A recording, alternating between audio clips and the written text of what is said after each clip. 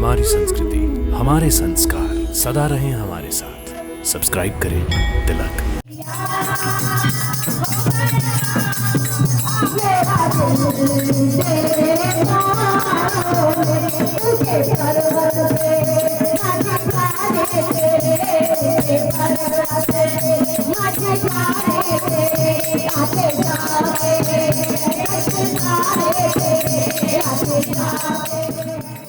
जय माता दी।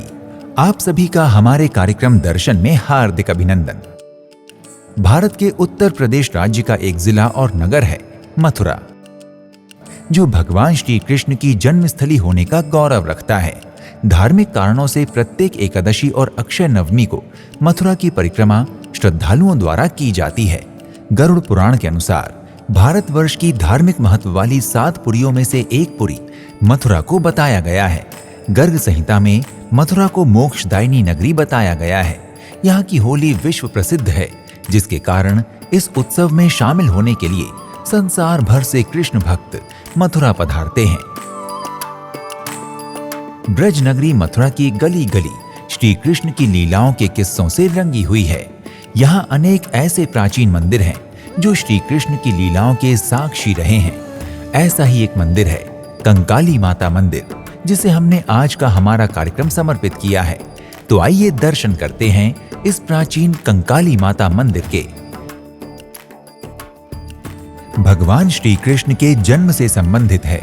कथाओं के अनुसार एक बार मथुरा के क्रूर राजा कंस को आकाशवाणी के द्वारा पता चला कि उसकी बहन देवकी और बहनोई वासुदेव की 8वीं संतान उसका वध कर देगी। स्वयं की मृत्यु की भविष्यवाणी सुनकर कंस बहुत भयभीत हो गया और उसने देवकी और वासुदेव को बंदी बनाकर कारागार में डाल दिया। इसके बाद देवकी जब भी किसी संतान को कारावास में जन्म देती, कंस जाकर उसकी हत्या कर देता था।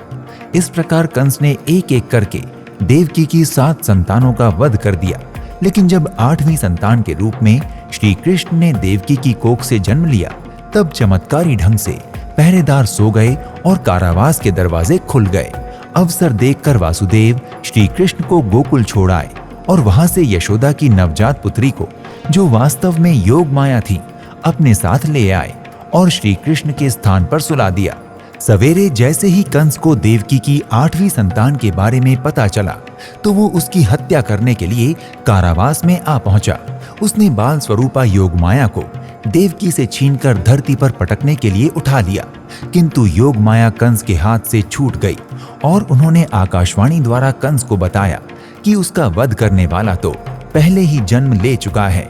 इसके बाद योग माया बिजली के रूप में विंध्याचल पर्वत पर मां विंध्यवासिनी के रूप में स्थापित हुई तथा कंस को चेतावनी देने के बाद वो 3 हिस्सों में विभाजित हो गईं।